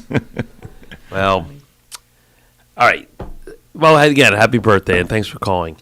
All right, so Chris, you were telling us about the traditional med school where you kind of sit on your arse for about 2 years. Oh, yeah. You really sit on your butt. You do. I went through it. Right. But how much studying is it? It's a lot of It's studying. a lot. It was basically a full-time job. Yeah. The studying. If not more, some days it would be 8 in By the the way, it's morning one to 11 at night. One of the things that's hard about med school, it's very hard to work yourself through med school. People can go to law school, for example, part-time, and, but to do it as a med student, very, very difficult. It's pretty much a full-time job. Yeah. What I found to be one of my biggest problems with medical school was there was never like an end to the studying, whereas in undergraduate it was just like, okay, if I get through these lectures and do these practice questions, I should be good for the exam. But with medical school, it's just an endless amount of information. You could always know more and you could always know it better. So that was one of the contributing factors to basically the endless studying for the first 2 years. Yeah. And I remember my med school was set up where we kind of had an exam every week, usually on Friday. And then, so that was kind of all week you're kind of studying to that end. You take the exam, and then you start all over again. Yep. So it's a lot of work. And I think these are not new issues. How do you incorporate a little clinical experience for the first and second year students so they can kind of get a taste of why they signed up for this to begin with? What made you want to go to medical school? I always thought that I wanted to be a doctor. I always liked interacting with people, and I always found that this science and healthcare field in general is very interesting. I like that it's kind of ever-changing. You always have to keep up to date with the information. You're not from a medical family, I think. No, I'm actually the only one in my family to have any part in healthcare. You are from Bethpage, Long Island. Yes. I know Bethpage. I went to her bat mitzvah. Ah, yeah. The only thing famous in Bethpage is the golf course. That's it. Really? Yeah. Is that a Trump course? No, it's the Bethpage Black. The U.S. Open was played there a couple all years right. ago, I think. Are you a golfer? Very minimally. Yeah. And your father, I think you told me. What's he do? Accountant? My mother is an accountant. My dad he's a car salesman. Interesting. And you have a couple brothers. I have an older brother who's a CPA and a younger sister also going to be a CPA. That's right. So he comes from an accountant, not a medical family, but an accounting Specifically accounting, not even just business in general, just accounting. So your dad sells cars. Eric's dad sold high-end women's shoes. Women's shoes, yes. Back in the day when salesman had a role in that field. Yeah. My father would go to department stores like Macy's, Bloomingdale's, and smaller places as well, and sell his line of shoes, and then they would, but that part of businesses just doesn't really exist anymore. And my brother, who now is in a healthcare related field, had to change a career because retail just kind of changed. Yeah, changed. I like online changed that a lot. Yeah.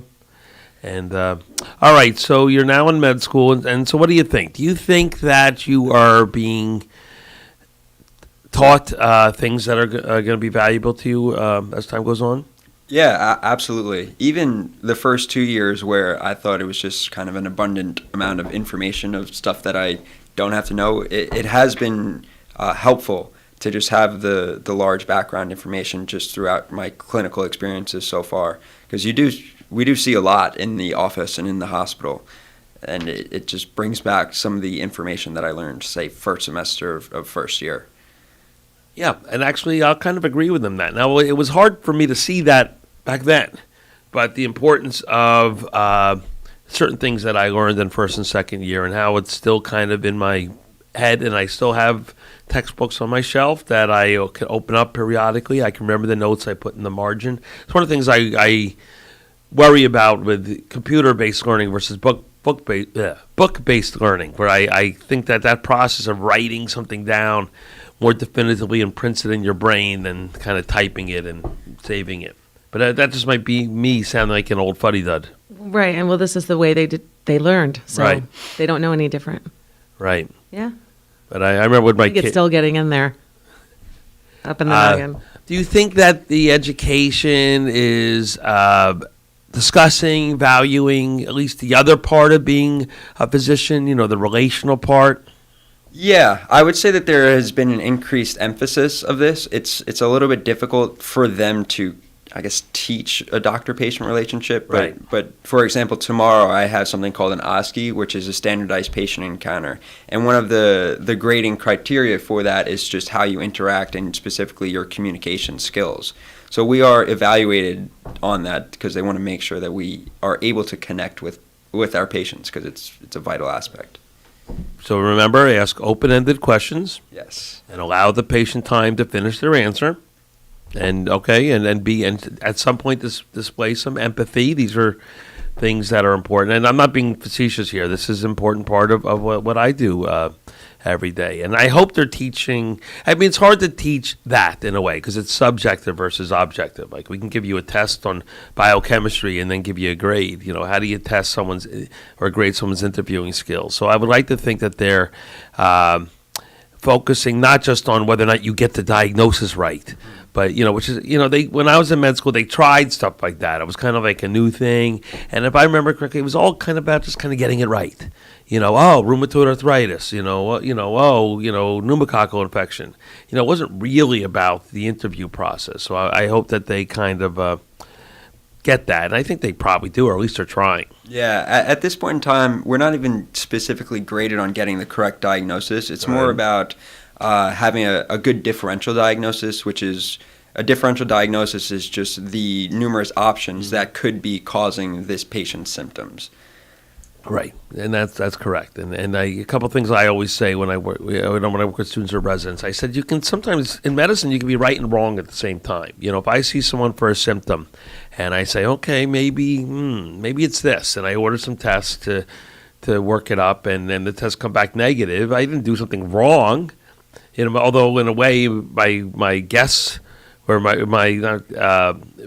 anticipated diagnosis might not have been the most likely one. But I didn't do anything wrong. You're kind of proceeding in a scientific method.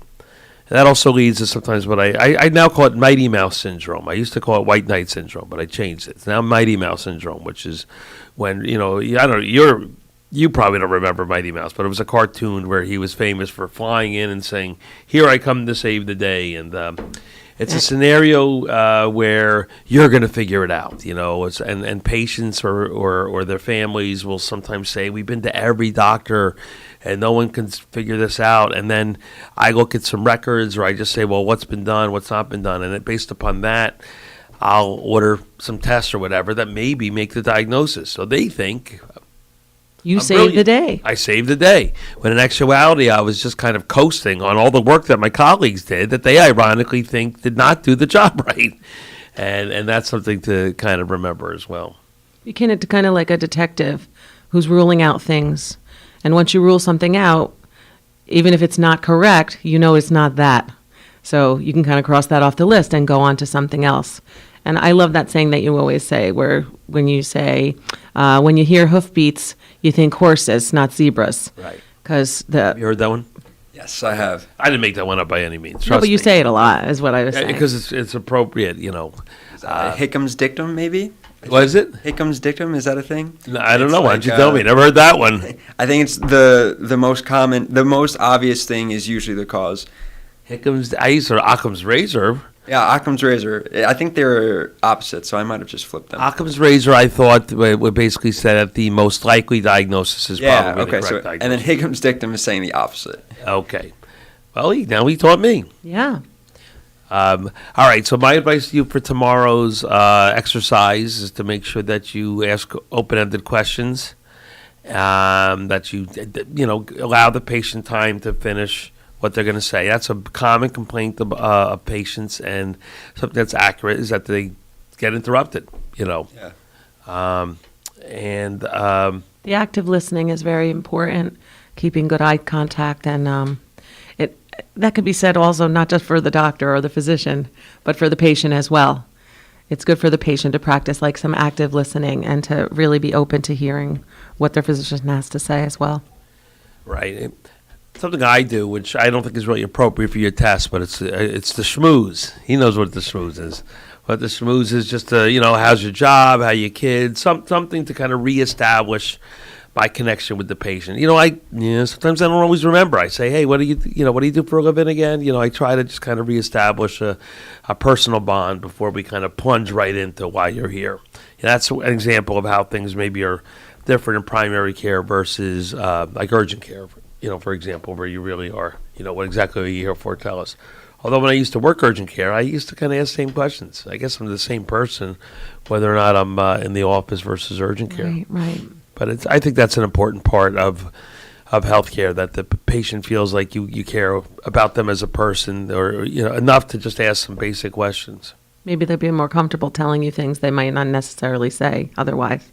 Right, and it's also when they will say things like Dr. So and so didn't seem to care. I know Dr. So and so. I think he or she cares a lot. But maybe they just don't communicate that as well as they should. Mm-hmm. So, all right. Well, I'll be curious to know how it goes. So, is it just one patient? It's two standardized patient encounters. So they're actors that play patients and with certain diagnoses. So, I got to get this gig. Yeah. Robin's an I got to go actress. into this. Didn't they do that on Seinfeld? That was a whole Seinfeld episode. Some of them are really, really impressive. I recently did psychiatry, so one of the patients was a schizophrenic, and I was kind of blown away with how good this actor was at playing a schizophrenic having a manic episode. Wow. It was like amazing. Robert De Niro method acting. Getting into character. That's funny. Well, there's a lot of out-of-work actors and actresses. I'm sure they'll take the gig. Especially, it's right near Westchester's, kind of close to New York City. So Yeah, a lot that's of right. them. They're thrilled. The agent's like, I got a gig for you tomorrow at the med school. Right, and that's, I guess, why it's good, this rotation of you being in the office with you, right? I mean, because these are all these individuals. They're coming in every 15 minutes. You've got a lot of... Yeah. And then when I'm with a student, it does... surprise me and actually makes me feel rather positive about what I do. And I kind of remember how long I've been with some of these patients, and how, we do kind of remember things about the patient care that kind of go above and beyond just this kind of transactional world. We talked about that as well, kind of like a transactional system versus a relational system. And because it's a volume-based business, it kind of values the transaction, where so much of primary care, in particular, and other specialties, is relational. The long-term care. So these things are in conflict with each other. And it's kind of a fine line, the balance. It can lead to frustration, for example, when a patient feels like, they're being, they got more they want to do for this appointment, but I'm in a system where it's, every 15 minutes, kind of moving along. So it's a little, what's the word? It's unsustainable. Well, it's not really fair to you or to the patient who didn't get as long as they wanted. I often hear in the office that patients are willing to wait for a doctor that's willing to listen to them, because they pretty much know if the doctor's running late, he's offering time to a patient that needed extra time for some reason or another. I mean, certainly no one's in the back sitting with their feet up. Right. Like if you're waiting for an appointment. So. Right. But I do hear other stories about other doctor's office, usually a specialty office, where they'll say they waited an hour and a half and the doctor was in there for less than 5 minutes. Yeah, I was speaking just on like primary care, because usually a specialist is given a lot more time to see a patient than a primary care doctor is.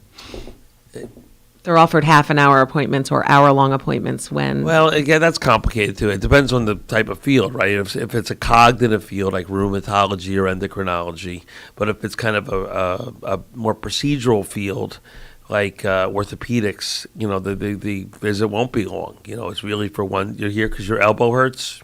Okay, just going to zero in on your elbow, and that's all we're going to deal with. And interestingly enough, the cognitive fields seem to not be as rewarded. Like you can't really tell what's done because all the thinking that's going on involved in the appointment as opposed to the doing. Specialists like endocrinology and rheumatology and nephrology, they financially, what they make is not much different than like a general internist or family Can you practitioner. just explain what each of those specialties does? Sure. But you need extra training. So, for example, an endocrinologist will do a 3-year internal medicine residency and then maybe a 2-year fellowship in endocrinology, so 5 years. And an endocrinologist? Endocrinologist is a specialist of, you want to define it? Well, it's really a hormone-based system, so it deals with any of your glands. So, like you said, you spoke about your adrenal glands and the patient with Addison's disease. So that's something that an endocrinologist would specialize in. And it's the hormones are substances made by one organ to therefore travel through the body and have an effect on other organs. It's really amazing in a way. So, for example, the pancreas makes insulin, which then travels through the bloodstream and has a role to bring glucose levels down. So hard to manage diabetics would go to an endocrinologist. Well, the world of diabetes has so exploded in the past couple of years. I read one article that said over 10 years, 50 new products. Combined with kind of a movement to get under tighter control, has really increased this need of endocrinologists in the community, and they're undervalued. That's a problem. So nephrology is a specialist of kidney diseases, medical diseases of the kidneys. That's a little bit different than like a kidney stone, which somebody might define as a surgical disease of the kidneys. But even there's a gray area because some people are prone to recurrent kidney stones, and they might be better served by a nephrologist versus a urologist. We're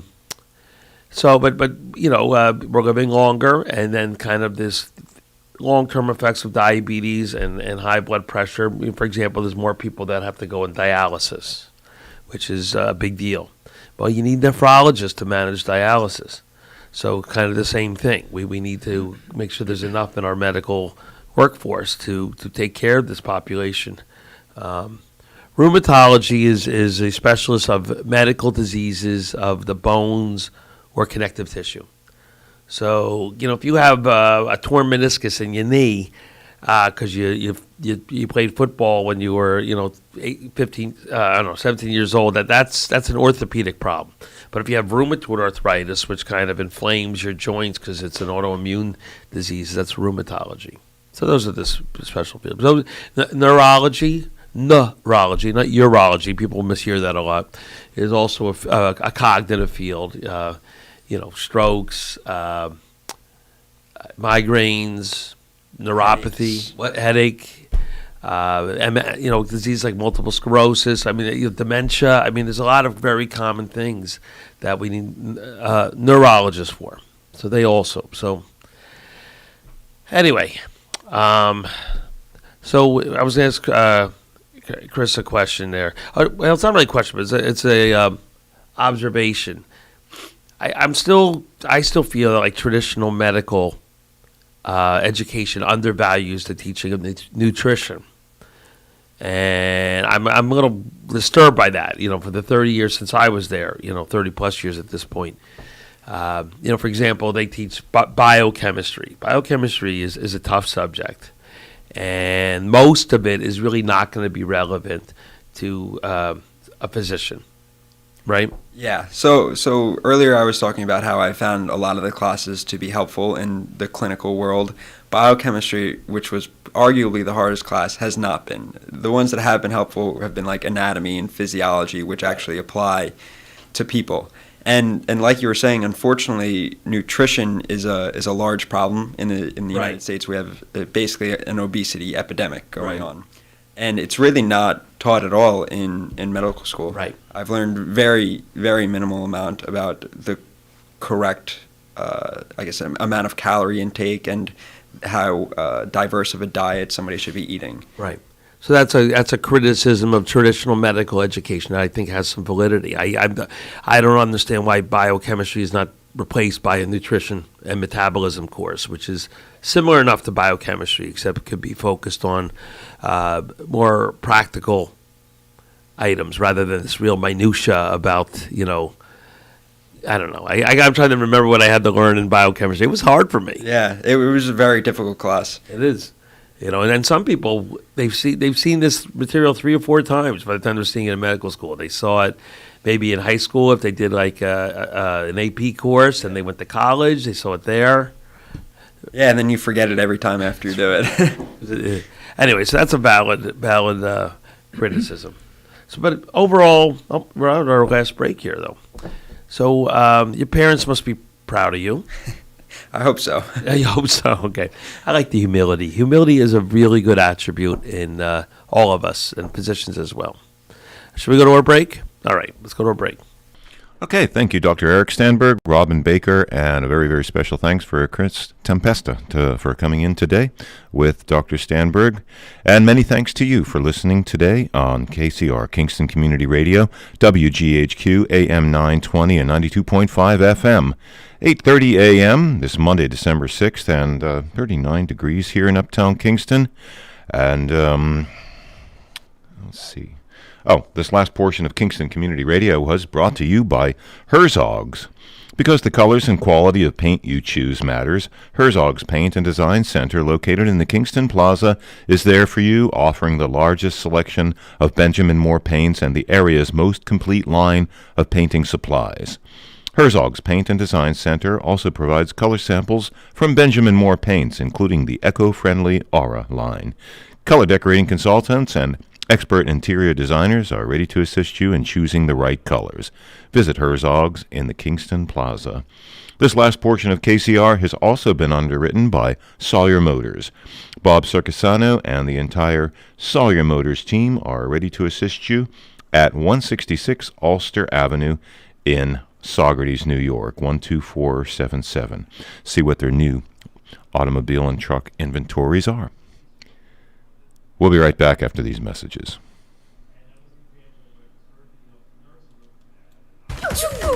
You got me! The galaxy is safe once again. Sometimes kids play with pretend guns. It's up to us to make sure they don't play with real ones. Keep yours stored locked and unloaded. Learn more at endfamilyfire.org. Brought to you by End Family Fire, Brady, and the Ad Council. No word in the English language is less convincing than probably. Are you sure we should get matching tattoos on our first date? Sure. We'll probably stay together. Probably? It's been 23 minutes since I ate. I can probably swim. You should wait 30 minutes. Okay, now tell me what to do. Cannonball! Cramp! Oh, I have a cramp. I can probably hit the green from here. Probably. Can I get a mulligan? Ready to go? Hey, are you sure you're okay to drive? Yeah, I'm pretty sober. Yeah, I'm probably okay. Probably okay isn't okay, especially when it comes to drinking and driving. If you're drinking, call a cab, a car, or a friend. Buzzed driving is drunk driving. A message brought to you by NHTSA and the Ad Council. Hi, this is Diane Eastwick from Athens, New York, and I support Kingston Community Radio, and so should you.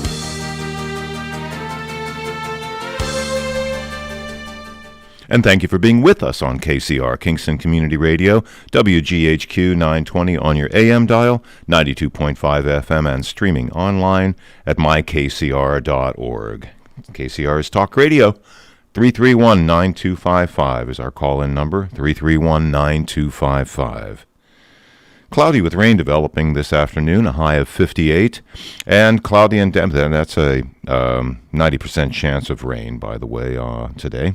And an 80% chance of rain tonight, cloudy and damp with rain early, then becoming clear overnight. And then Tuesday, partly to mostly cloudy with a high of 38, and Tuesday night, cloudy, a few flurries or snow showers possible, a low of 26. And Wednesday, mainly cloudy with snow showers around in the morning, a high of 34. Chance of snow is 50% for Wednesday. And Wednesday night, partly cloudy skies with a low of 22. And let's get back to the on-air studio for this last portion of Medical Mondays with Dr. Eric Standberg. Welcome back. All right, good morning. Good morning. Chris, say good morning. Good morning. Wow. It's like a whole team of people. We should do it in harmony. Good morning. Hello, hello. Little Three Stooges. Welcome to the last half hour of this morning's show. It's been exciting. Really? Yes. We have your student here, yes, right? Yes. I enjoy having a student so much. I feel that, again, my patients enjoy it. It's a very unusual to have a patient, say, I don't want that student. I'm like, oh, all right. It has happened, though. It has happened. Mostly people are happy to help the student learn, right? Yeah. And I think it sends a positive message where they're like, well, if they're trusting this guy to teach the doctor of tomorrow, he must be okay. But we talk about subjects. It gets a little bit away from the, I find that I kvetch a little bit less. Can you imagine that? Oh, thank God. You're more to the point. More to the point. One thing that oftentimes, like if, for instance, you've had a long-term, and that's what family medicine is all about, having a patient that's long-term, and they want to bring up something that's very personal or it does happen with you.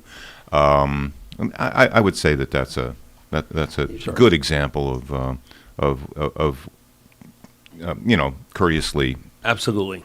Yeah. I agree. There are times where it's relevant. By the way, a lot of times that personal item is usually a male patient in his 50s or whatever that is, waits for the end of the appointment to ask for a prescription for Viagra or something. So I don't know. I want people to not wait till the end of the appointment, and to just kind of understand that, yes, it's a personal subject, but this is the doctor's office, and it is okay to bring it up at the beginning of the appointment because, I have only so much time, and I'm trying my best to address the patient's needs.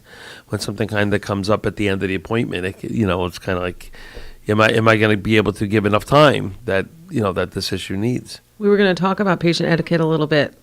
I know you had an example recently where someone came in with their bills, right? Their medical bills, right. Their insurance bills. Yeah, wanting you to fix this. Yeah, that happens a lot. I mean, Chris was there for an encounter of an elderly patient who has osteoporosis. A lot of elderly women do, a lot of elderly men do, and she had a compression fracture of her spine. Now, these are bad. These is basically when the vertebrae just kind of collapse, and they're very painful. The recovery is difficult. For the most part, there's not much treatment other than to treat the symptoms and physical therapy. There is a procedure called Kyphoplasty, which kind of inflates it back up as I don't know. I imagine putting some caulking in there to kind of open the space back up. And when this procedure can be done, it's a very good procedure. It can be very effective. Patients will say it helped them a lot. But a lot of times for various reasons, the patient isn't appropriate. They're not in good enough health or whatever. So this woman has osteoporosis, already had complication of osteoporosis. And the standard treatment of these things called bisphosphonates. They are most common one prescribed is probably Fosamax. Do you remember? They inhibit osteoclasts. Is that how they work? Yeah. So osteoclasts they break down bone, and then osteoblasts build bone. So bone is living tissue, and that took us a long time to figure that out. Because you look at a bone, you're like, what's living about that? But your bones are constantly making new bone cells, and that's a blast. A blast is a building, whereas a clast, like an iconoclast, is like knocking something down or taking it down. So the bones, it's why bones heal when they break, because these kind of this complicated osteoblast making new bones and the osteoclast kind of absorbing the ones and finessing it out and so on and so forth. So these medications called bisphosphonates work by inhibiting the osteoclast, therefore encouraging more bone growth rather than bone breakdown. But these meds can be poorly tolerated. We didn't really talk about that actually. But what's the most? I don't want to quiz you if you don't. What would you say is the most common side effect of the bisphosphonate? I think it causes some throat problems as well. Right. By the way, I loved how I said I'm not going to quiz them, and then I quiz them. And then you did, yeah.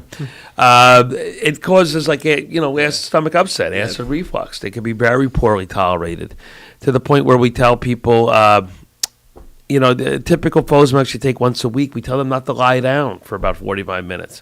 So they'll tolerate it better. So this woman doesn't tolerate these meds. They upset her stomach too much. And so we had her on Prolia. Prolia is a much fancier treatment. It's a shot that's done every 6 months. It's an antibody, so it's phenomenally expensive. And somehow it must inhibit probably the osteoclast on an antibody level. And she was doing well in this, but she's having her insurance doesn't want to cover it, and it's very expensive. And she's starting to get some mounting bills, and she doesn't really know what to do. She kind of hands it to me, and I don't know what to do either, to be honest with you. I mean, I feel like in my note, could not be clearer that this is the right treatment and an appropriate treatment. She even wrote a letter to one of the doctors on the HMO, by name. Most of these letters are not signed, but every now and then you'll have a name, Dr. So-and-so, MD, and by the way, I have a list of villains in my head and in my book, and these guys are pretty high on the list. The doctors that kind of lend credibility to some of these decisions, because if there were not doctors willing to sign in blood and give their souls away, there really would be no credibility to insurance company decisions. They get paid rather handsomely. They don't really take care of patients anymore, and they're also hidden. It's very hard to get access to them in a direct way. A lot of times, as I said, the letters of denial aren't even signed. In this case, there was someone's name, so she wrote a nice letter to this guy. We'll see how maybe that will help. I don't know. Maybe he'll be touched on a personal level by an elderly person who is confused about how to get her treatment covered. I find this to be a huge conundrum where we look to doctors all the time to say whether or not we are fit to drive, whether we are, how much do you have to sign off? Like a person can't even go back to work after they've called in sick unless you say that they were sick. And they're taking your word for it because you're the physician. And then every medical decision you make regarding treatment, the insurance company is questioning your every decision and your every move and making you prove it. I'm doing little error signs here. It's hard. And, it's called a prior authorization. In a way, my prescription is the authorization. This is a authorizing of my authorization. Now, look, sometimes there's something obvious, okay? For example, I said there's 50 new diabetic meds, and there's a lot that do the same thing, like Invokana and Steglatro. Those are names of diabetic meds that do the same thing. So if I prescribe Invokana, but they cover Steglatro, fine by me. I wanted that to be fixed in an easy way, But if they sit there and go, we don't cover any of the meds of that class, or they sometimes they'll cover it, but they don't cover it. They cover it in a way that's like financially prohibitive. So they just so they might as well not be covering it at all. It's kind of a roundabout way of not covering something. Yeah. Yeah, we cover it, but you got to pay 80% of the cost, which is $400 a month.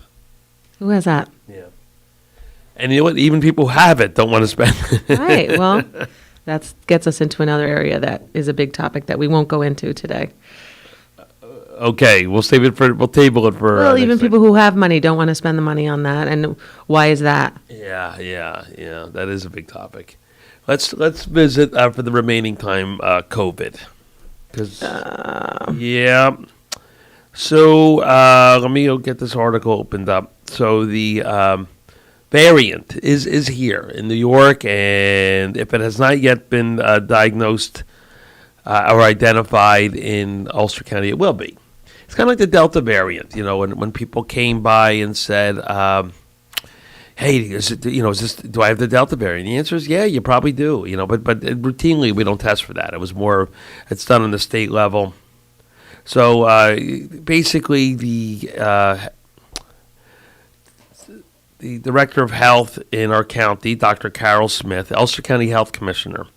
This comes from Hudson Valley One, which is a news source for Ulster County and other parts of the county. So Ulster County Health Commissioner Dr. Carol Smith, by the way, dated December 5th, so that's Saturday, right? No, yesterday. Issued a public health advisory strongly recommending that all residents wear masks in public spaces, regardless of vaccination status. Additionally, it calls on employers in Ulster County to require employees to wear masks when indoors. In August, Ulster County Executive Pat Ryan signed an order requiring all county employees and members of the public to wear masks inside county facilities. And I've been there. Although I think when I went to Ulster County Court Building, they asked me to either provide proof of immunization or I think that was before August. I need Anyway, so this is kind of new. Dr. Froud talked about this. Yes, in what? his book when we had, he's a local infectious disease doctor who has written a book. We should give Chris a copy of the book. It's a good book. It's called Plagued. And amazingly enough, can you believe this guy wrote a book called Plagued? He's been working on the book for 4 years. So his writing the book predates, COVID, but he's almost one of these guys, and they're out there who predicted this. So it was just a matter of time before something like this happened. So when we had him on the show, he said the variants, like the virus, has this like mind of its own, and then the virus doesn't want to go away, so that's why it mutates. But usually, almost always, it mutates in a way that it's not gonna die. Right. Like it doesn't want to kill everybody. Right. It wants to keep going, Right. which is like so creepy and science fiction, which is kind of scary. But It's interesting in a way because viruses, certainly they're not sentient organisms. They don't have a brain, but there's kind of a basic principle of biology, which is a species has some sort of innate need to propagate itself, or what's the point otherwise? If I think of you ever go to Shaker Village in Hancock, New York? I have no idea what you're about to say. Supposedly they had they swore to celibacy. That was part of their religion. And then they just died off. So that was just a tourist attraction. They were able for a while to recruit people, come join us, and then eventually they died off. So the point is that, we all have an innate desire somewhere in our genetic code to reproduce. And someone like Dr. Froud and a couple other infectious disease specialists I saw one interviewed on CNN kind of said the same thing applies to viruses.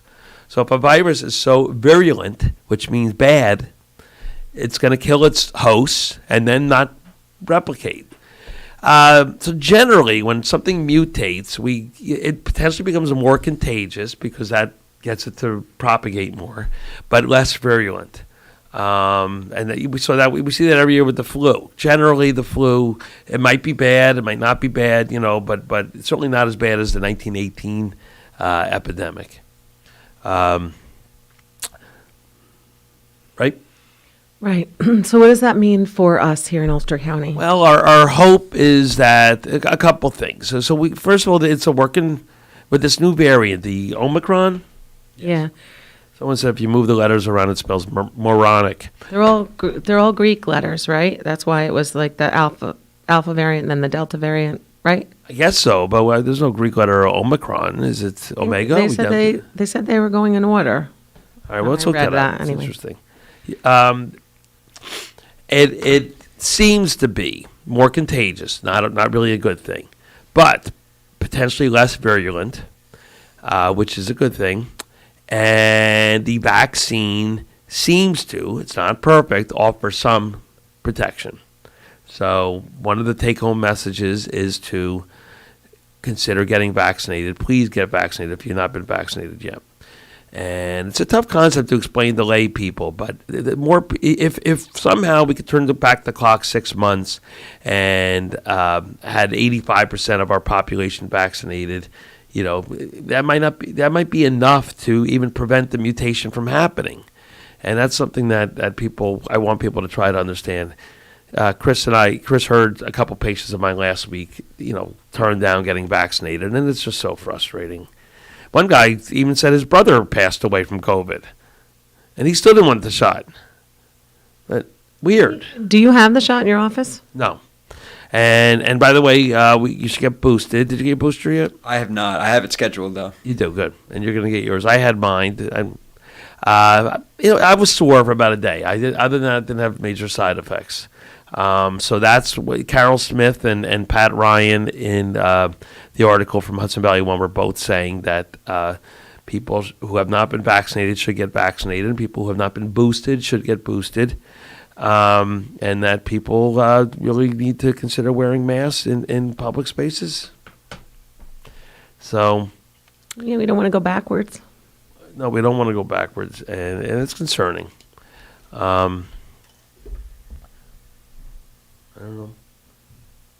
I was going to say something else, but I forget. It's a big topic. It is a big topic. I just wish people would really get vaccinated. Oh, I had one patient, and it was a nice patient. So, and he's a good patient, a loyal patient. But he was saying how it got all political. And I said to him, it's not political. I'm your doctor. I'm telling you to get the shot. What's political about that?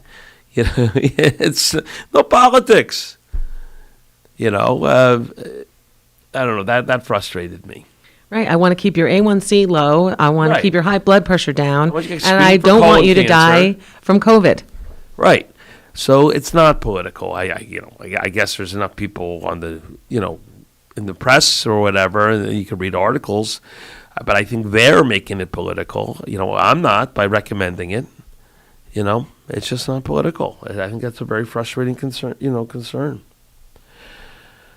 I wish we were done with this. Yeah, but we're not. No. Our friend Froud also likened it to the Russian flu epidemic of, I thought he said 1898, but I think it's 1888. Are you up in that, Chris? No? You really... I've never even heard of that. No, he said that you're able to kind of trace back and identify it. I don't know how they do this either, but as a SARS virus. So they called it a flu epidemic, but it wasn't. It wasn't the flu virus. It was the SARS virus. And it took a couple laps, 2, 3, 4 years before it kind of petered out. And it peters out for a couple of reasons. One is immunity keeps growing. And the other one is, the mutations become a little less virulent. Unfortunately, the world that existed in 1888 was a lot less mobile than the world in 2021. So We're flying it all over the world. Flying it, and there's more people. At the same time, though, there was really no vaccine, and there also was no treatment either. The treatment was just hope for the best. Fingers crossed and hope for the best. Do you know that George Washington required soldiers to get vaccinated against smallpox? I did not know that. Isn't that interesting? So it just shows you how it's not new technology. Yeah. He didn't. The whole Valley Forge contingent and all of them, they were required to get the smallpox vaccine. Well, that was before the Bill of Rights, so... You're getting political. So it's not political to get the vaccine. That's an erroneous statement. And when people say, well, they're waiting for more information, I'm not sure what you're waiting for. I mean, 800,000 fatalities. People say, well, the vaccines cause death. That's not quite what happens. I mean, look, things do get investigated. They should be investigated.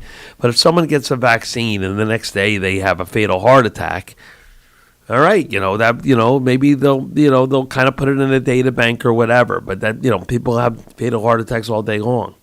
But I do try to understand patients' anxieties and fears. I just think up to a point, though, you have to let common sense take over. Some patients also just take one-off stories of, okay, anecdotes. I had 3 friends. 2 of them weren't vaccinated. They got COVID, and it wasn't that, and they only had like a headache and a slight fever. And the one friend that actually was vaccinated was almost hospitalized. Well, I mean, that kind of contradicts all of the extensive research that's performed by people that are a lot smarter than me. Right. Generally, at least my observation over in the hospital I work at, about 80% of the admitted patients are not vaccinated, and the ones who are elderly, which you remember they got the shots first, so maybe the effectiveness wears off. We have a caller. Is this going to be an argument? All right, good morning, caller. An argument. I've been vaccinated and I've been boosted and everything else. I don't think we've heard your voice in a couple of weeks. How high have the caseload gone up in Ulster County? I know let me see if I can. had a lot more cases. I think they're up. We always wait. They don't report data over the weekend. But I think they are up trickling upward, and it's felt to be the new variant is probably the culprit. But it's also kind of a perfect storm of not enough people vaccinated, and then The Thanksgiving holiday. Thanksgiving holiday going to be followed by a Christmas holiday. People indoors more. People getting tired. People feeling Exhausted by this. exhausted. Mask wearing. Yep. So I'm trying to find Ulster County cases, but I can find one. Here, I'm going to post some data in a second. Back to what Chris was saying about the patients and when they have one person they know is not vaccinated, one person is, the vaccinated person got sick, blah, blah, blah. I just, I don't want to get COVID. I don't want to get COVID, so I'll have immunity towards COVID. I don't want to risk it. I mean, yes, a lot of people don't pass away. They get sick, they have a flu-like symptoms, but a lot of people do pass away. So I don't know. It's just my feeling. I don't want to take that chance. I'd prefer to not get COVID. If I get COVID, I hope that, my vaccination has upped my immunity enough that I won't be hospitalized. I've been exposed to it 6 times. I've been fully vaccinated. Like I said, I also got the booster. I'm thankful I have a very good immune system, because one person that did come down with it had been with him for 3 days in a row, and we didn't have masks on, but I never caught it, which I'm thankful that it did not happen. I think you've called before, and you've told us that maybe your children are not vaccinated. Is that still the case? Okay, I was like, the person I was near had the Johnson & Johnson, but then did not get a booster, and then did come down with it. Do you have members of your family or who are not vaccinated? It was a family member that I was near. Yeah. That had She was it. a family And then member. She was the beautician I went to also had it. I was by her Saturday, and then Sunday, Monday, and Tuesday I was with the son who had it. But who thought they had a cold, and I had said to him, it'd be tested, but didn't right away, and then wound up that he did have it. And like I said, I was with him for 3 days, and we didn't have masks on or anything, and I'm thankful I didn't get it. I didn't have any symptoms, and I did get tested to make sure that I wasn't carrying it. Okay. Well, thank you for protecting yourself, and by protecting yourself, you also protect the whole community. So I appreciate that, and try to get the message out to people who are still holding out. Yeah, I know, because I know my youngest son, he had it earlier in the year, and he never got vaccinated, and he won't get vaccinated either. Well, that's an interesting topic, and I don't want people to misunderstand me, but there was a good study out of Israel that did show that immunity, once you have it, probably lasts longer than maybe we thought. Okay, but I don't want people to hear that and say, therefore, I'd rather not get the vaccine and allow myself to get COVID. I think that is absolutely the wrong conclusion. But does this mean maybe... And, my youngest son, when he got 2, he also had gotten viral pneumonia. Right. He's lucky he got better. Yeah, I know. He did go in the hospital a couple of times because his oxygen level was low, and he had to go in for that. My other son, who just had it, the most recent one, he did go in the hospital one day, and they gave him an intravenous, with the... Right. And so that, helped him too. He's over it now. He's been over it for the last couple of weeks now, but... Scary. It is very scary, and he could have gotten the booster because he took me to get the booster. And they asked him if he wanted, and he said no because he had to work the next day and he didn't want to store on. Well, at least he sounds like he was receptive to the idea. He just made a decision of convenience. Yeah, Look, right. I'm glad they're okay. I disagree with some of their, decisions, but I'm glad they're okay. And I appreciate, Rob and I and Chris as well, appreciate you listening. We got to go, though, okay? Okay, one thing I want to ask is sometime in the future, if you could get somebody on there who treats movement disorders. I did once, but they wouldn't sit still long enough. And most of the time they talk about Parkinson's. Yeah. All right. More people have it. I do have I'm gonna. You remind me to follow up on getting one of the neurologists on our show. Okay. Because I have dystonia, and it's supposed to be considered rare, but I know a number of people who have it, and it's probably more very common than we comfortable to think have, it is. you know. And I know there's not much research done. Evelyn, we gotta go. Considered on the rare side. We got to go, Evelyn. Okay, I'll let you go, and thanks again. Okay. Thank you. Okay, bye. All right. So cases in Ulster County are up about. It just says right now currently almost 900 active cases, and if you look at the graph from the New York State website or Ulster County website, you do see an uptick over the past month or so. So please be vigilant and be safe. And we'll see you next Monday. We'll see you next Monday. Robin, have a good Peace day. out. Peace out. Bye. Chris, I'll see you in a couple minutes. Yes. Get to work. Thank you, Dr. Eric Stanberg, Robin Baker, and a very special thanks to Chris Tempesta for being in with us today. And you have been listening to KCR, Kingston Community Radio, AM 920 and 92.5 FM, and streaming online at mykcr.org. This last portion of Kingston Community Radio has been brought to you by Ulster Savings Bank, many locations throughout the Mid-Hudson Valley, one near you. And we invite you to keep up with us every weekday, 7 to 9 a.m., and until tomorrow at 7 a.m. for a terrific Tuesday. We wish you every success in growing and developing Kingston and all our neighboring communities, and we now return you to Magic 92.5.